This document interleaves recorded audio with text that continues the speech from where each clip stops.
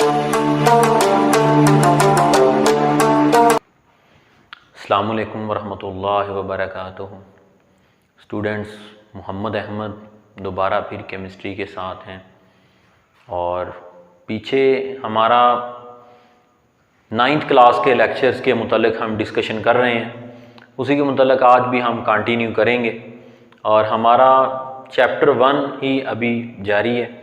वैसे स्कूल्स में half book से ज़्यादा और बाज़ स्कूलों में तो सिलेबस मुकम्मल भी हो चुके हैं, लेकिन ये ऑनलाइन स्टडी वाला सिस्टम, रेगुलर सारा दिन काम करना और फिर उसके साथ इन्हें मैनेज करना काफ़ी ज़्यादा मुश्किल काम है।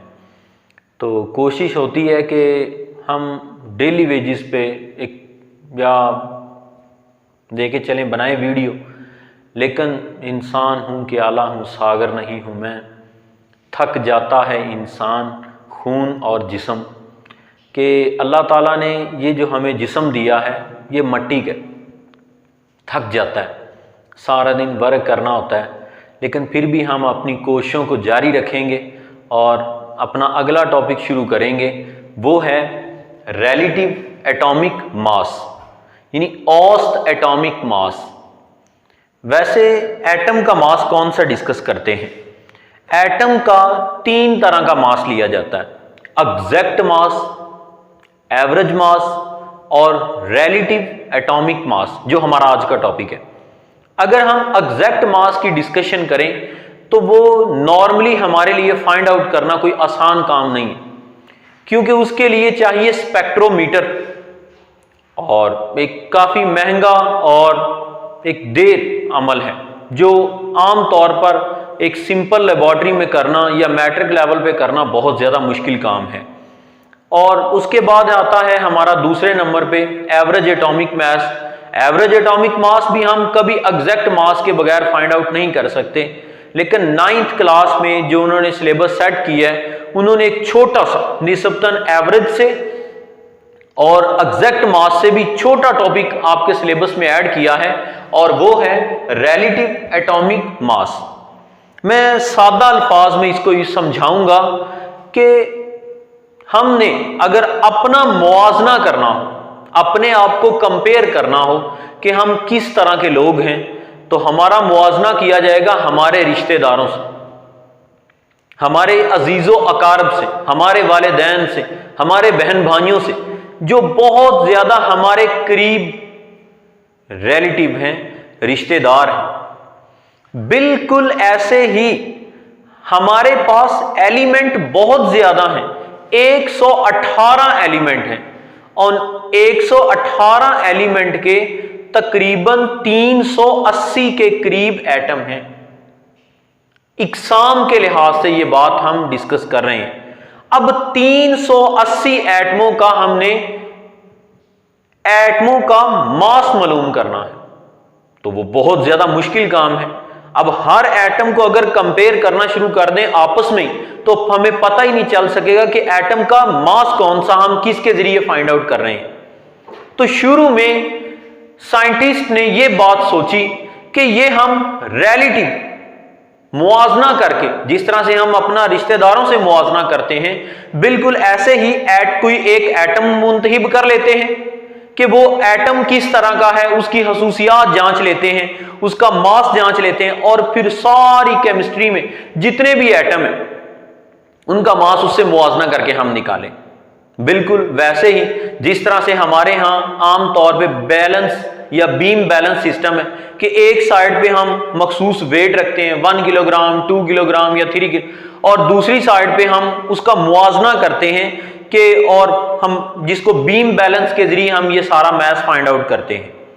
बहरहाल स्टार्टिंग में साइंटिस्ट ने जो एलिमेंट ढूंढा जिसके जरिए मैथ फाइंड आउट करते थे मुवाजना करके या रिलेट करके, वो था हाइड्रोजन, जिसका मैथ समझा जाता था एग्जैक्ट है 1.000 AMU।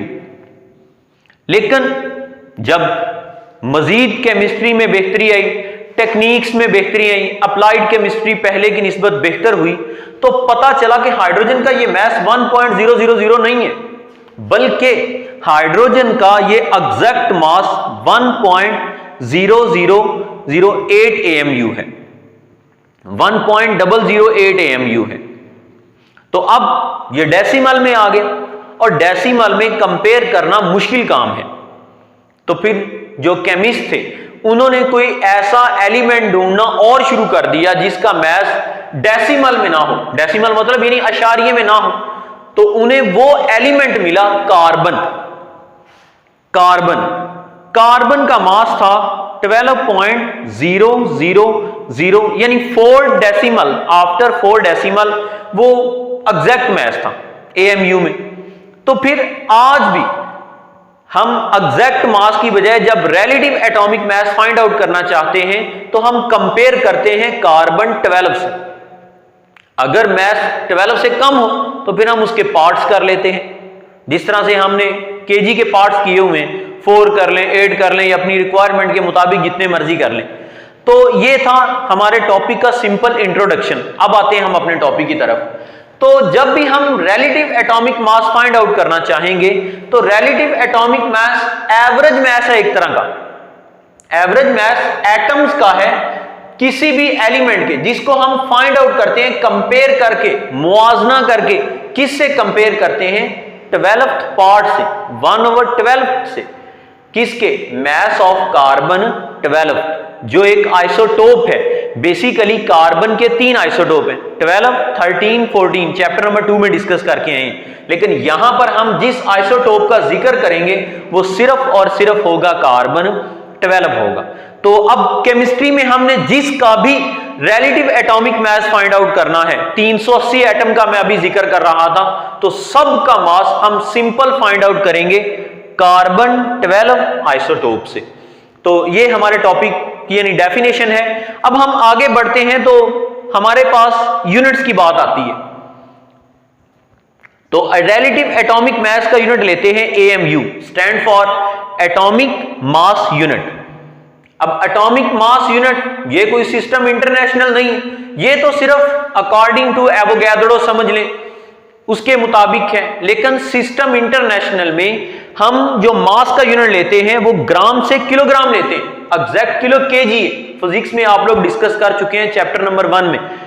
तो हम AMU को ग्राम में चेंज करेंगे या फिर AMU को चेंज करेंगे किलोग्राम में। तो 1 AMU is equal to 1.661 into 10 की पावर -24 ग्राम के है। और जब हम केजी में चेंज करेंगे तो हमारे पास ये पावर की वैल्यू डिक्रीज होकर -27 हो जाएगी 24 की बजाय।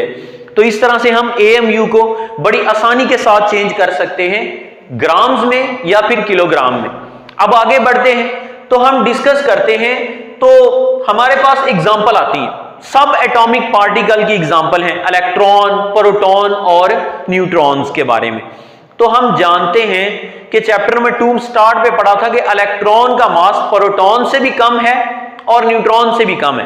प्रोटॉन और न्यूट्रॉन का मास तकरीबन इक्वल है। तो हम उसी के मुताबिक ही डिस्कस कर लेते हैं कि प्रोटॉन का मास इक्वल है न्यूट्रॉन के मास के, लेकिन दोनों का मास हैवी है किससे? इलेक्ट्रॉन से।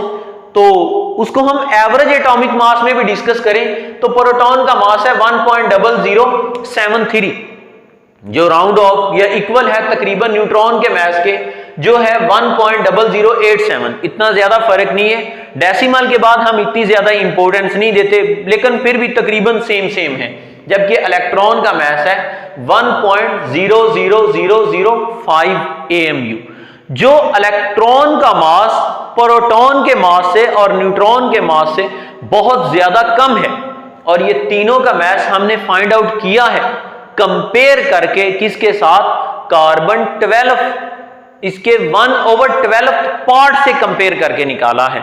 तो ये हमारा आसान 3 टॉपिक है AMU यानी रिलेटिव एटॉमिक मास, जिसका यूनिट है AMU, एटॉमिक मास यूनिट। तो इंशाल्लाह नए टॉपिक के साथ हाजिर होंगे। इतने पर इक्तफा करते हैं। अल्लाह हाफिज।